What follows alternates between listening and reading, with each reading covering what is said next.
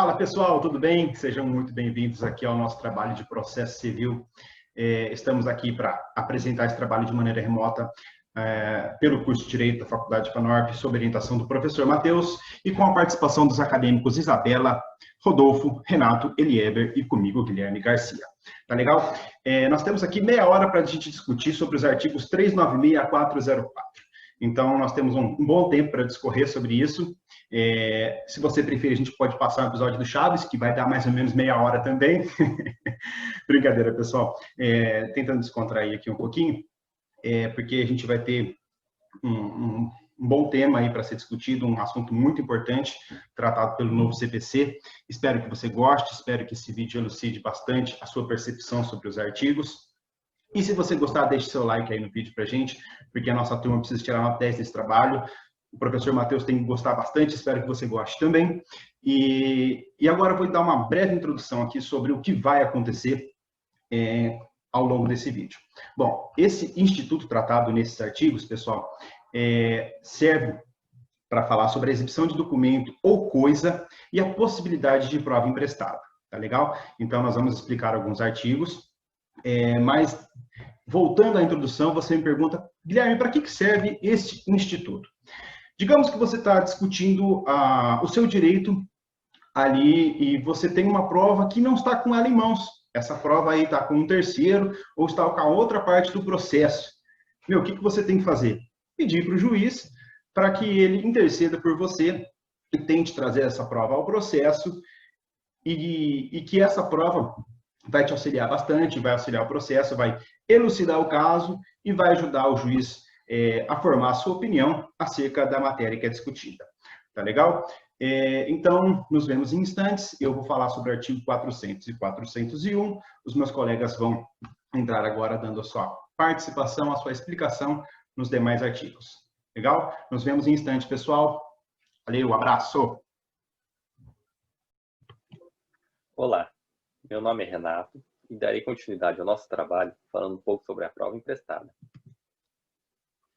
Por prova emprestada, entende aquela que foi produzida em outro processo e que é translada por meio de certidão para os autos de nova causa, nos quais entra sobre a forma documental. Pode-se referir a qualquer uma das modalidades probatórias, como documentos, testemunhas, confissões, perícias ou depoimento pessoal. Enfim, o aproveitamento de atividade judiciária já anteriormente praticada, em nome do princípio da economia processual. O novo Código de Processo Civil, ao contrário da legislação anterior, que era omissa, prevê expressamente a possibilidade de o juiz utilizar prova emprestada para julgar a lide, de acordo com seu artigo 372, que diz o seguinte: o juiz poderá admitir a utilização de prova produzida em outro processo, atribuindo-lhe o valor que considerar adequado, observando o contraditório. A despeito da omissão do Código de 1933, a doutrina e a jurisprudência já admitiam a utilização da prova emprestada. A prova emprestada evita o desperdício de tempo e de despesas processuais, sendo extremamente útil quando as fontes de prova não estiverem mais disponíveis, como, por exemplo, o falecimento de testemunha. A utilização da prova emprestada se sujeitava, na opinião majoritária, ao preenchimento de certos requisitos, principalmente ao da observância do contraditório na elaboração da prova. Ao tempo do Código anterior, por construção doutrinária e jurisprudencial, foram estabelecidos os seguintes requisitos para a correta utilização da prova emprestada. Primeiro, identidade de parte. Para que o contraditório fosse observado, era essencial que as partes do processo em que fora produzida a prova fossem as mesmas da ação que aproveitaria, ou pelo menos que a parte contra a qual a prova iria atuar tivesse participado de sua produção. Segundo, identidade ou semelhança do objeto da prova. Deveria haver coerência entre o fato objeto da prova produzida originalmente e os fatos a serem provados no outro processo. Terceiro, a prova emprestada deveria ter sido produzida na presença de um juiz natural. O juiz não precisava ser o mesmo nos dois processos, mas o magistrado condutor da realização da prova deveria ter sido competente para atuar naquela ação. O regime adotado pelo novo Código do Processo Civil é bastante liberal no tratamento desse meio de prova, não tendo inserido no texto do artigo 372 nenhuma das antigas exigências doutrinárias. Essas, contudo, serão levadas em conta para aferir-se o maior ou menor valor de convencimento da prova tomada de empréstimo, diante da instrução do novo processo. Naturalmente, a força probante será máxima se reunirem todas as condicionantes tradicionais. Na falta de alguma, entretanto, aplicar-se-á a nova regra, segundo a qual caberá ao juiz atribuir à prova emprestada o valor que considerar adequado. Essa orientação do novo Código do Processo Civil corresponde, em linhas gerais, ao posicionamento mais recente do STJ, que entende que seja utilizada sempre que possível a prova emprestada, desde que se mantenha a rígida e garantia do contraditório. No entanto, a prova emprestada não pode se restringir a processos em que figurem partes idênticas, sob pena de reduzir excessivamente sua aplicabilidade, sem justificativa razoável para tanto. Oi, gente, tudo bem? Meu nome é Isabela Ribeiro e hoje eu vim explicar um pouquinho para vocês sobre exibição de documento ou coisa. Também vou estar explicando os artigos 396 e 399. A exibição de documento ou coisa é um incidente que foi criado para a fase de instrução do procedimento comum.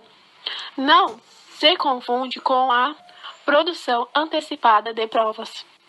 No Código de Processo Civil de 2015, nós tivemos extinta a ação de procedimento especial de exibição de documento ou coisa, e o legislador a manteve apenas como um incidente na fase instrutória para documentos ou coisa. Não se presta para documento ou perícia, depoimento, perícia ou até documentos fora da ação por ação autônoma. O procedimento correto é o de produção antecipada de prova. Mas o Superior Tribunal de Justiça, em 2018, já sobre a vigência do novo CPC, ele consolidou o consentimento de que a ação de exibição de documento ou coisa, ela ainda existe, mesmo não tendo previsão dos procedimentos especiais do CPC de 2015. O que faz com que se confunda a ação de exibição de documento ou coisa com a ação de produção antecipada de provas. Quando cabe um, quando cabe outro. Ambos servem para a apresentação de documento e a apresentação de provas. Então, você pode optar como por um, como por outro, através da ação autônoma, segundo o STJ. Documento ou coisa, ela pode ser composta pela parte contrária, e nesse caso, se ela não apresentar documento, o juiz aplicará a presunção de veracidade, ou seja, o autor do pedido de exibição de documento ou coisa, que instaura esse incidente no processo, ele precisa de um documento que está com a parte ao contrário. O jeito que se tem de pressionar a parte ao contrário a apresentar esse documento é ou apresenta o documento ou o juiz presume que aquilo que instaurou o incidente está falando a verdade. O incidente de exibição de documento ou coisa também pode ser instaurado contra terceiros. Neste caso, se o terceiro não trouxer o documento ou a coisa, o juiz poderá penalizar a parte. Então, não cabe presunção de veracidade quando o incidente de documento ou coisa terceiro. O juiz deve expedir o mandado de busca e apreensão do documento ou da coisa que se encontra em poder do terceiro. O STJ editou há muito tempo a súmula 372, segundo a qual, para exibição de documento ou coisa, não cabe multa cominatória, ou seja, astraentes ou multa diária. Então, compete ao magistrado julgar com os elementos coercitivos da lei sem aplicar as atraentes. O artigo 396 diz o seguinte: o juiz pode ordenar que a parte exiba documento ou coisa que se achem em seu poder. Normalmente, o juiz atua de ofício, conforme acha conveniente para o processo. Como, por exemplo, se o autor não apresenta os recibos de pagamento, determina obrigação prevista em contrato ou o próprio bem objeto desse contrato. Então, o juiz poderá determinar que o autor as exiba em juízo. Isso se for importante para o processo. Trata-se de um instrumento de extrema utilidade para elucidação dos fatos discutidos em juízo. Para que o juiz não incorra isso ou desvio de poder, a decisão que determina a exibição precisa estar fundamentada o suficiente para demonstrar a existência de um nexo entre as questões existentes nos autos e aquilo que deve ser exibido. Se o juiz não atua de ofício em qualquer parte, pode requerer a ele que determine a exibição de documento ou coisa que esteja em poder de outra parte, desde que o pedido preencha os requisitos. Boa noite, pessoal. Meu nome é Rodolfo Azevedo, sou aluno de Direito da FANORP e eu fiquei encarregado de apresentar para vocês os artigos 397 e 398 do novo Código de Processo Civil. A minha análise é baseada na doutrina do Dr. Marcos André Franco Montoro, tá? Então, a partir dos livros que ele ajudou a escrever, é que eu vou prosseguir a essas análises. Iniciando, o primeiro artigo seria o 397, que diz o seguinte: o pedido formulado pela parte conterá inciso primeiro, a individualização tão completa quanto possível do documento da coisa. Segundo, a finalidade da prova, indicando os fatos que se relacionam com o documento ou com a coisa. E inciso terceiro e último, as circunstâncias em que se funda o requerente para afirmar que o documento ou a coisa existe e se acha em poder da parte contrária. Sendo assim, o Montoro ele definiu tópicos para explicar melhor esse artigo. Então, para que ele funcione em sua total legalidade, Montoro especifica esse artigo, subdividindo ele da forma específica em que esse pedido formulado deverá ser apresentado, um conteúdo específico, um momento para que ele seja apresentado e, por fim, a relação, se ele poderia ser apresentado contra a terceira. Então, para começar, a forma com que a apresentação do pedido deve ser feita para o Montoro, ele acredita que deveria ser feito verbalmente ou por petição escrita, tanto faz, apesar de alguns doutrinadores, boa parte deles, admitirem que ele deva ser feito em audiência, ou seja, verbalmente. Tá? O artigo 397 ele não fala nada sobre isso, então fica um entendimento de cada doutrinador, do juiz, né, do magistrado. Sobre o conteúdo que deve conter essa apresentação, eles estão basicamente explicitados nos incisos 1º e 3º do artigo 397. Ou seja, o artigo 1º ele trata mais, como eu já acabei de dizer, da individualização. Ou seja, ele exige com que a parte forneça detalhes sobre o pedido. Como, por exemplo, além do detalhamento de porquê, né, a descrição, a explicação sobre o que é e do que se constitui o pedido de exibição de coisa ou documento. Né? Um dos fundamentos para que exista esse inciso é de reduzir a possibilidade de atraso, de procrastinações no processo.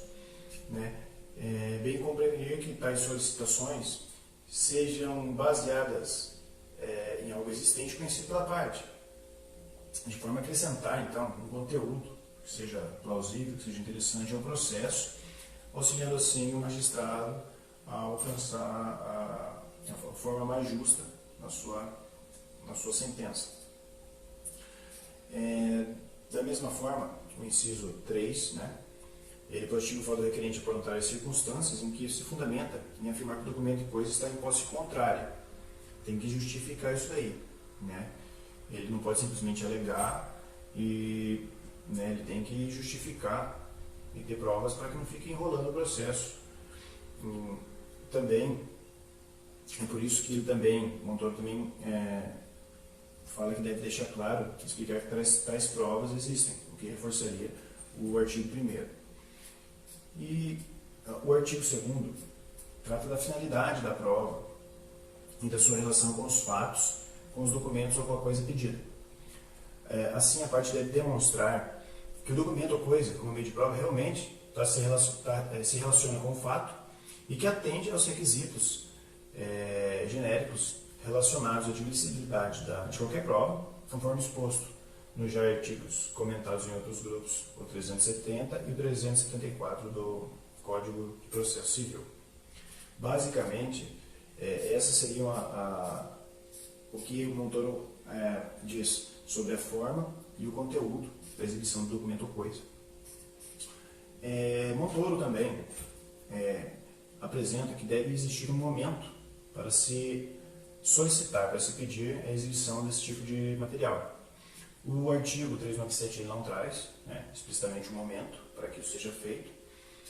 Apesar disso, Montoro ele entende que os momentos eles poderão se dar em qualquer ocasião do processo, na fase de conhecimento, até o encerramento da instrução probatória, né. Tudo isso auxiliaria o magistrado a alcançar o seu entendimento mais justo para poder fornecer a sentença. Então, segundo o entendimento dele, a parte poderia apresentar o seu pedido na petição inicial, né, na contestação ou reconvenção, na réplica ou em qualquer momento posterior. Ou seja, que possa ser formulado sempre que a prova for necessária, a fim de ajudar o magistrado a alcançar, né, como eu já falei, a forma mais justa para a sua decisão. Também é possível aceitar a apresentação deste tipo de prova, mesmo depois da fase de instrução, na fase de liquidação de sentença, de cumprimento da sentença, ou até em processo de execução. Isso segundo o doutrinador Montoro. E por fim, ele cita esse tipo de exibição de material contra terceiros, a ser aplicados contra terceiros. Ele diz que, apesar do artigo 397 não trazer isso explicitamente, que isso é possível, né? Desde que sejam observadas regras genéricas do artigo 319 do novo Código de Processo Civil e as normas específicas já contidas no próprio 397. Basicamente é sobre isso que se refere o artigo 397, que trata da exibição de documento ou coisa, né? E como se deve dar o pedido, então, formulado pela parte, que deve conter, né, e os momentos, as ocasiões, para que ele seja devidamente apresentado legalmente.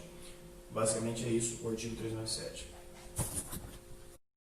Bom, dando prosseguimento, né, quanto ao artigo 398 do novo Código de Processo Civil, ele diz o seguinte, primeiramente, o requerido dará sua resposta nos 5 dias subsequentes à sua intimação, certo? Ou seja, o requerido terá 5 dias após a sua intimação para dar a resposta sobre a exibição de documento ou coisa. Parágrafo único. Se o requerido afirmar que não possui o documento ou a coisa, o juiz permitirá que o requerente prove, por qualquer meio, que a declaração não corresponde à verdade. Basicamente isso do que se refere ao artigo 398. Montoro, né, seguindo pela doutrina dele ainda, ele aborda alguns itens relativos à sua forma de análise sobre o artigo, tais como o que seria o termo requerido, né? Do conteúdo, do prazo da resposta e a manifestação sobre a resposta, que ele, a partir do momento que ele deu a resposta, o prazo para a manifestação do requerente sobre ela, e a ampliação também do objeto de prova, que será tratado por fim. Basicamente, o termo requerido, ele acha importante a gente começar por isso. Quem seria o requerido? O requerido, ele pode ser tanto o réu quanto o autor do processo, tá?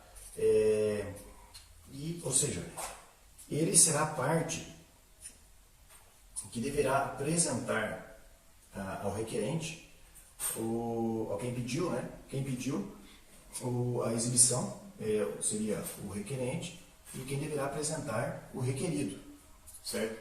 Então, pode ser tanto o réu quanto a parte do processo. Caso o pedido for apresentado por integrante do polo passivo da ação, este será o réu e o requerente ao mesmo tempo. Tá? Se for apresentado pelo polo ativo, então o autor será o requerente do pedido, certo? Em caso de litisconsórcio, tanto ativo quanto passivo, o pedido de exibição for apresentado contra apenas um ou alguns dos integrantes, os demais participantes não serão nem requerentes, nem tampouco requeridos, certo? Por não fazerem parte desse incidente. Isso que ele tinha para tratar sobre o termo requerido. Tá? Bom, ele traz novamente aqui o prazo, que o artigo ele refere-se que o prazo de resposta é de 5 dias. Mas ele aborda aqui que não diz exatamente se é 5 dias úteis ou corridos.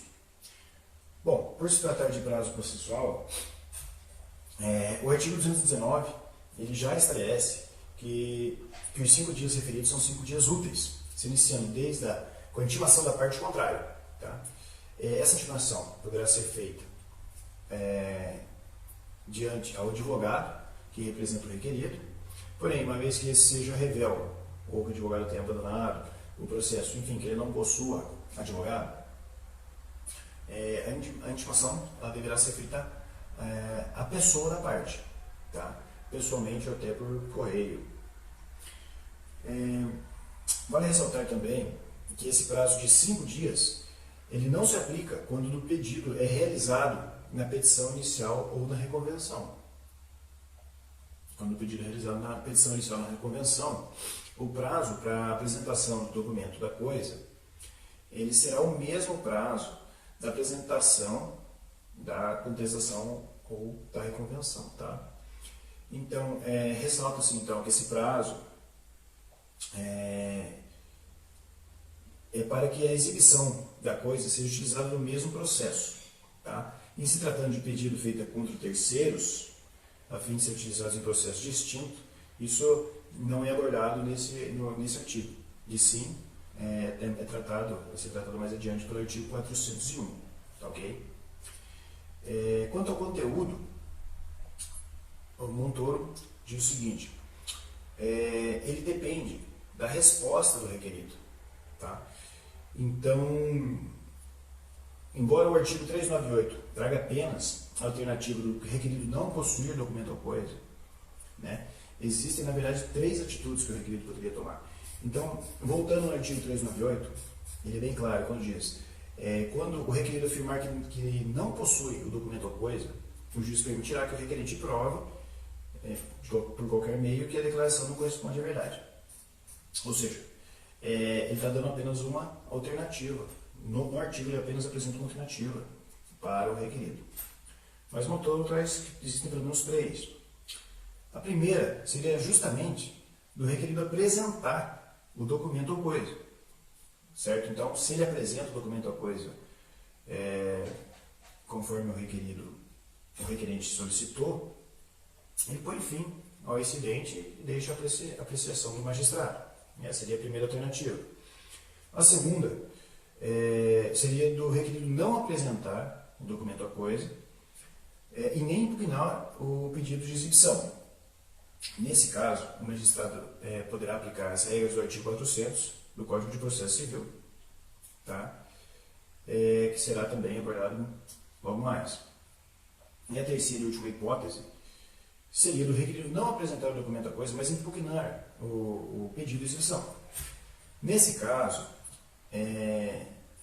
novas alternativas aparecem quanto à impugnação do requerido. Mais 3, segundo o Montoro.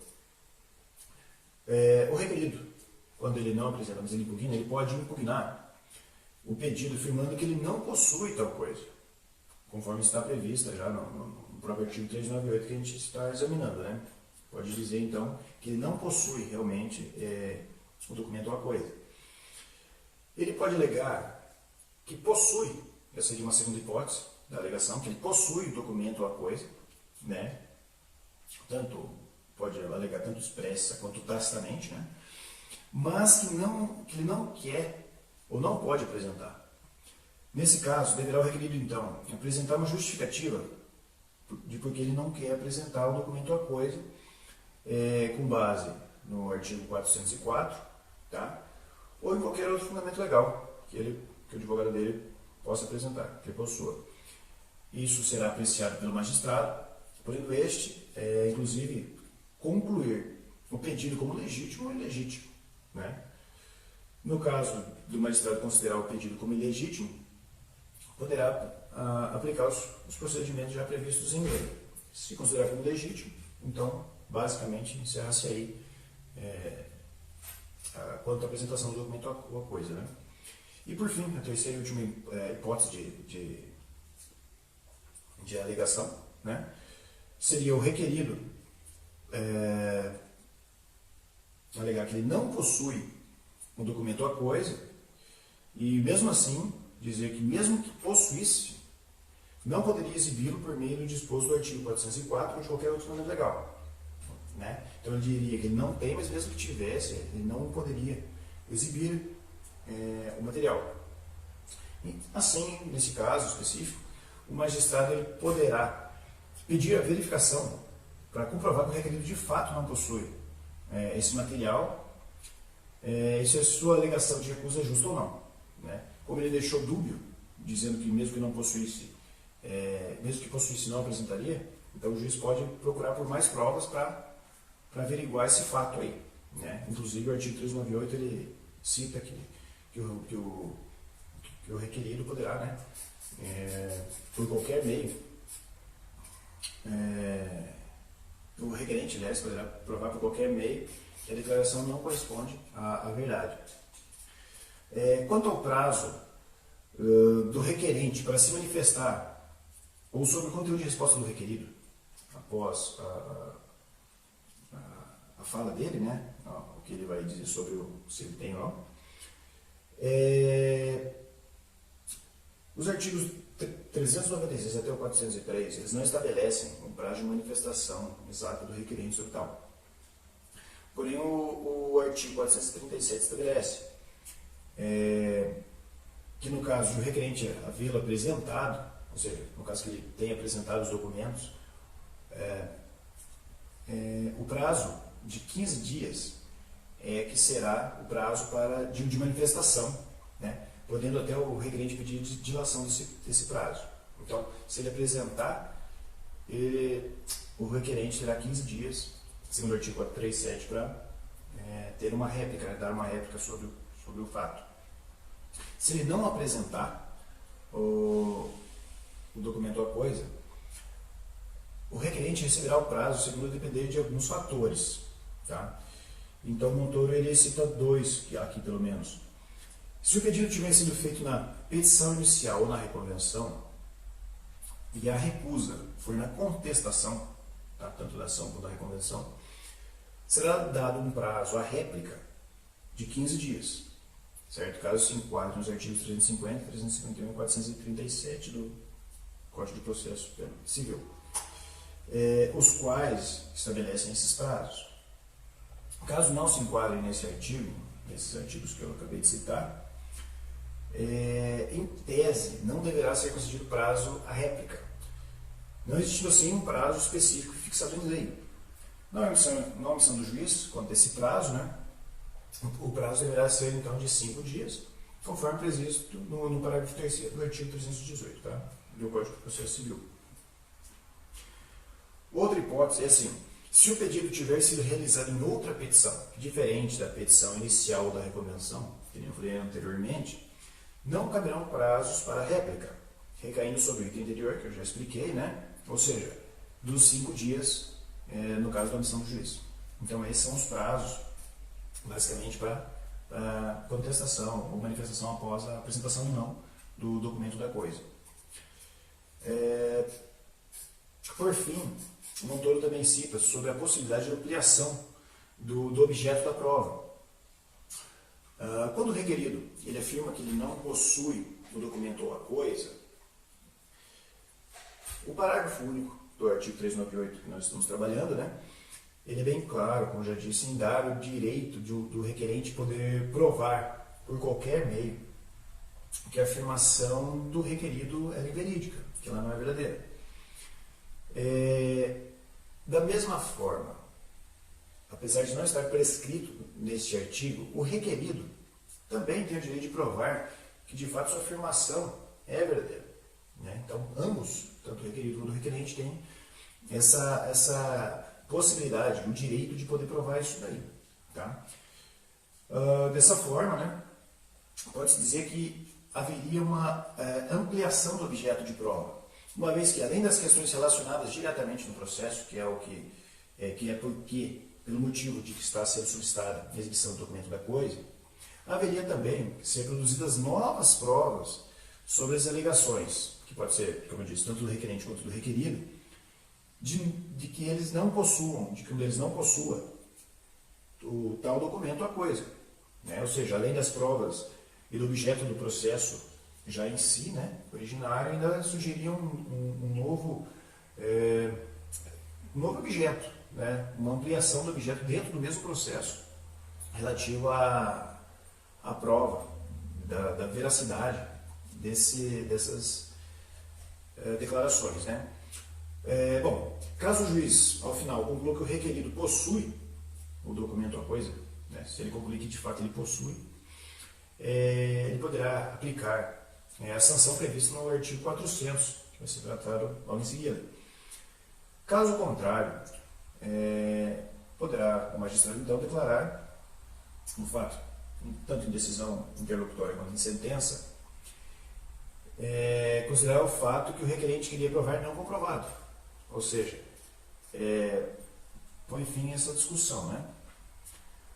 Por fim, para encerrar aqui, né, Montoro, ele também cita o fato do ônus de provar que o requerido de fato não possui documento da coisa. Quem tem que provar isso é o requerente, né?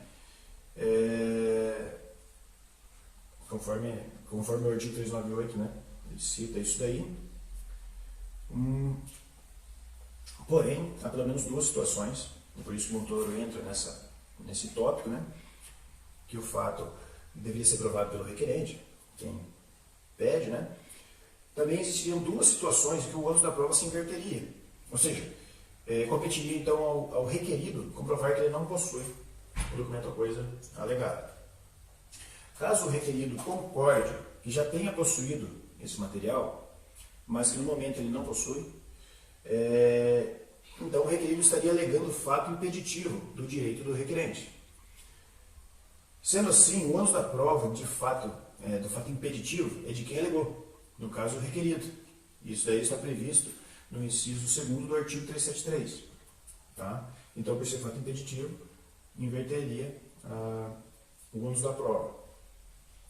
Outra situação também seria a aplicação do artigo 373, né?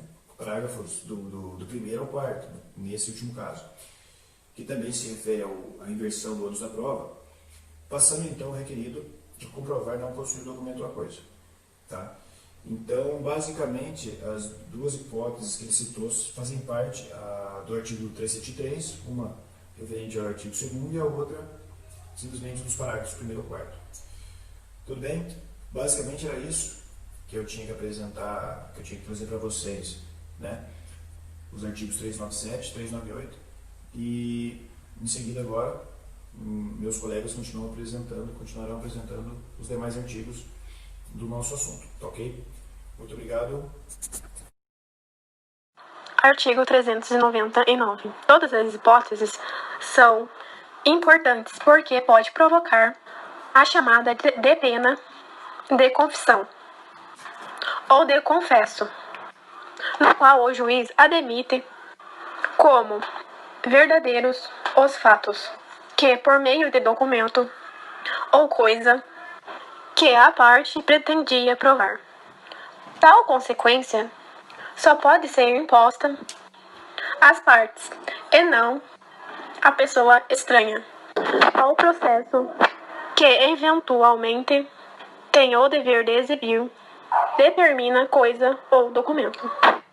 Simplesmente porque essas pessoas não são parte do processo e, portanto, para elas pouco importam determinados fatos sejam reputados verdadeiro ou não. Admite que determinados fatos ocorrem da mesma sequência prevista para os casos revelia, mas, portanto, esse fenômeno ocorre no processo, criando uma presunção relativa contra aquele que se negou a cumprir a ordem de exibição. Essa situação parece ser menos grave do que aquela gerada pela audiência de contestação. É que, nesse caso, a contestação já foi apresentada e, com ela, provavelmente muitos documentos foram juntados ou, eventualmente, até a mesma chamada. Prova emprestada. O juiz não pode ignorar todos os elementos que já estão nos autos, porque aplicou a pena de confissão em virtude de descumprimento do ônus de exibir um documento ou coisa. Essa pena não gera presunção absoluta da existência de determinados fatos. Isso significa que elementos de prova já existem, portanto, pode-se fazer desaparecer essa presunção que é relativa. Em relação aos demais incisos do artigo 399, que também possui relação no incisos do artigo 358, que falam, não há dúvida que se exista um dever de exibir muito intenso, porque existe uma obrigação legal de exibir. Ocorre como determinados documentos comerciais, como, por exemplo, porque o requerido fez menção ao documento ou a coisa durante o processo. Essas intenções de produzir provas precisa estar muito clara no processo, para que o juiz simplesmente não admita a recusar do requerido. As menções vagas a um documento ou coisa, inseridas várias vezes em afirmação genérica, não deve ser levada em consideração para esse fim. Para que se aplica essa regra, é ideal que aquele em que o requerido afirmou claramente que determinado documento ou coisa existe em que, quando for preciso, tal documento será justo aos atos. Em linhas gerais, portanto, quanto mais extensa e objetiva a afirmação, mais próximo o juiz estará de aplicar essa regra. Olá, pessoal, tudo bem?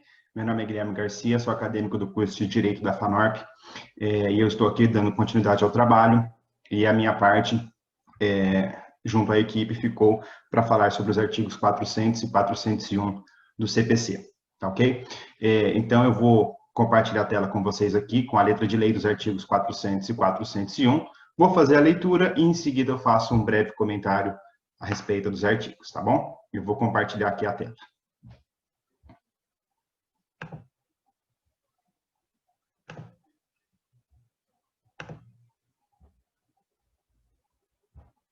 Então, pessoal, nós temos a letra de lei do artigo 400 e 401.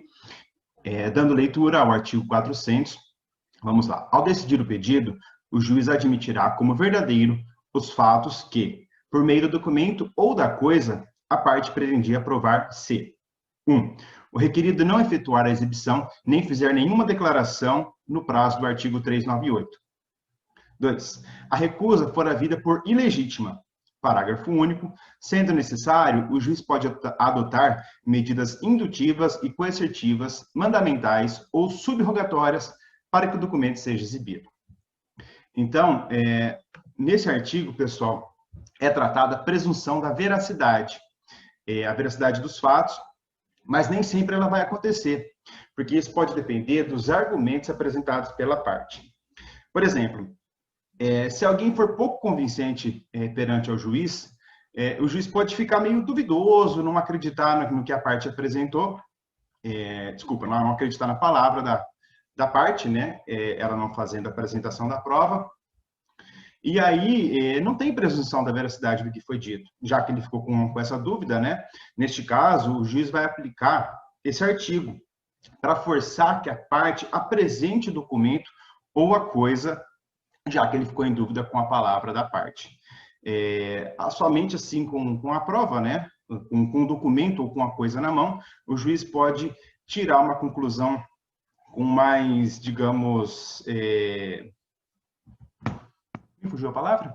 Mas digamos que ele vai convencer-se mais a respeito do que foi discutido, né? Muitas vezes a pessoa fica ali gaguejando, como eu estou aqui agora, por exemplo, fica rodeando, e isso causa certo desconforto ao juiz, coloca a pulguinha atrás da orelha, aí o juiz determina que a parte tem que apresentar o documento ou a coisa, e somente assim o juiz ficará convencido ou não diante desta prova. Tá legal? Vou fazer a leitura agora do artigo 401 para a gente dar sequência no trabalho. O artigo 401 diz que, quando o documento ou a coisa estiver em poder de terceiro, o juiz ordenará sua citação para responder no prazo de 15 dias. Bom, esse artigo aí eu vou ter que dar uma esticadinha um pouco mais para explicar para vocês. Já que o artigo 401, ele é um instituto utilizado contra terceiros. Ou seja, não é a outra parte do processo que tem que apresentar o documento ou a coisa perante ao juízo. Vai funcionar da seguinte forma: o juiz vai citar esse terceiro para que ele tome ciência e assim ele faça parte da relação jurídica. Dentro de 15 dias ele tem que apresentar a sua resposta. Mas pode acontecer dele apresentar ou não esse documento ou coisa. Se ele se negar a apresentar as provas, ele se recusar, nesse caso, o juiz vai ter que marcar uma audiência especial, onde ele vai colher os depoimentos para confirmar ou afastar as alegações deste terceiro. Assim, o juiz pode identificar se a recusa para a exibição da prova é justa ou não, né? Somente com esses termos aí que o juiz vai poder identificar, tomar sua própria conclusão sobre a recusa. Nesse caso, ele vai identificar, né, se vale forçar essa prova para o terceiro apresentar. Cabe ressaltar que contra essa decisão do juiz ainda cabe recurso de agravo de instrumento com base no artigo 1015 do CPC. Bom, partindo desse pressuposto que ele entenda que o terceiro deve exibir o documento e está se recusando, ele vai determinar que a parte faça o depósito dessa coisa. Assim, ele vai expedir um mandado de apreensão de documento caso a parte se recuse a fazer o depósito. Se a parte continuar se recusando a fazer o depósito, ele pode, inclusive, pedir apoio policial para o cumprimento dessa ordem. Né? Digamos que a pessoa está lá se recusando a toda maneira e não cumpre a decisão judicial, o juiz pode mandar a polícia bater lá na porta do cidadão e recolher essa prova. Ainda cabe a determinação da aplicação de uma multa e a pessoa ainda pode sofrer uma responsabilização por desobediência. Bom, é isso, pessoal. Espero que vocês tenham compreendido um pouco mais sobre o artigo 400 e 401 do CPC e ficamos à disposição dos colegas, do professor, para a gente conversar sobre os artigos, tirarmos as dúvidas. Estamos aí, tá ok? Muito obrigado, um abraço a todos e vamos continuar o trabalho agora com os nossos colegas.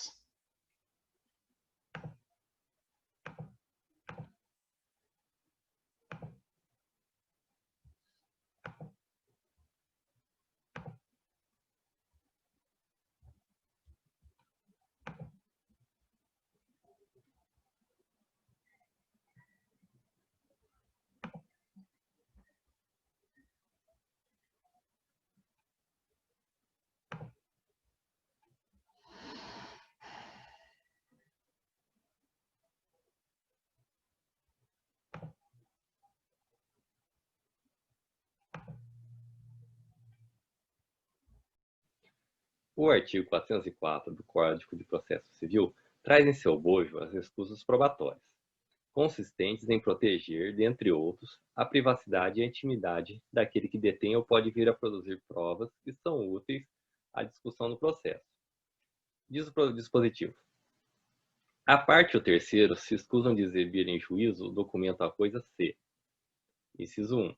Concernente a negócios da própria vida da família. 2. Sua apresentação puder violar dever de honra. 3. Sua publicidade redundar em desonra à parte ou ao terceiro, bem como aos seus parentes consanguíneos ou afins até o terceiro grau, ou lhes representar perigo de ação penal. 4. Sua exibição acarretar a divulgação de fatos ou cujo respeito por Estado ou profissão devam guardar segredo. 5. Subsistirem outros motivos graves que, segundo o prudente arbítrio do juiz, justifiquem a recusa da exibição. 6. Houver disposição legal que justifique a recusa da exibição. Parágrafo único. Se os motivos de que se tratam os incisos 1 a 6 do caput disserem respeito a apenas uma parcela do documento, a parte ou o terceiro exibirá a outra em cartório, para dela ser extraída cópia reprográfica de tudo, sendo lavrado auto circunstanciado. Nos ensinamentos de Leonardo Greco, limitações probatórias seriam todas as proibições impostas pelo ordenamento jurídico à disposição ou produção das provas consideradas necessárias ou úteis para investigar a verdade dos fatos que interessam à causa. Essas limitações probatórias devem ser cuidadosamente analisadas. Defender a natureza metajurídica da prova e sua função demonstrativa da verdade não significa impor ao juiz o dever de buscar a verdade a qualquer preço, porque também a ciência tem limites éticos, políticos e econômicos. O juiz deve ponderar sobre a legitimidade da prova. Se concluir pela necessidade da prova no processo e pela não aplicação da escusa, mas de outro lado reconhecer que a parte deve ser protegida, o juiz deve aplicar o segredo de justiça ao processo.